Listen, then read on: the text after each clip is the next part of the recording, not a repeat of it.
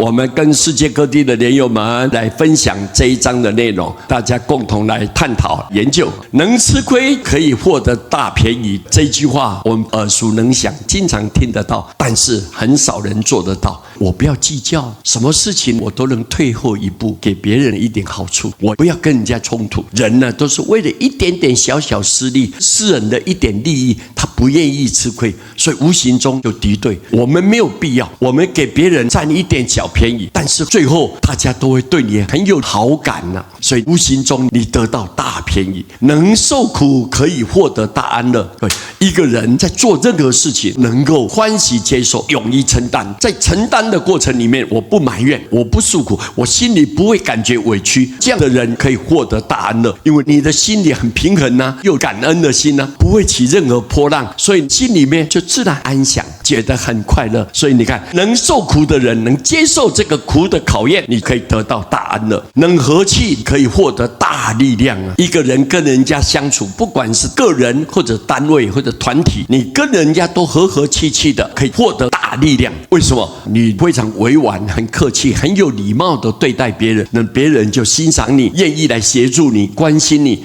这股力量无形之中慢慢的增长，一直庞大起来。所以和气可以得到大的力量，能布施可以获得大聚集啊！你看，我愿意付出一点，别人最需要的时候，在他走投无路的那种紧要关头，我愿意关怀来关心，提供一点力量给他，那大家以后回过头来都会对你非常的关心，非常的赞叹，非常的恭敬，那么这个力量就一直聚集在一起。佛告诉我们，你有施才能得，能念佛可以获得大解脱啊！万行之中为急要，所有修行当中最紧急、最重要的是什么？迅速无过净土门啊！你要想快速满你所愿，没有一个胜过念佛法门。不但本师经口说，不但是本师释迦牟尼佛亲口来宣达这个道理，来告诉我们这个道理，十方诸佛共传证啊！所有十方诸佛共同证明，念佛是他力，你靠着阿弥陀佛名号的功德力，你一定能够成就，一定可以解脱。所以能念佛就可以得到大解脱。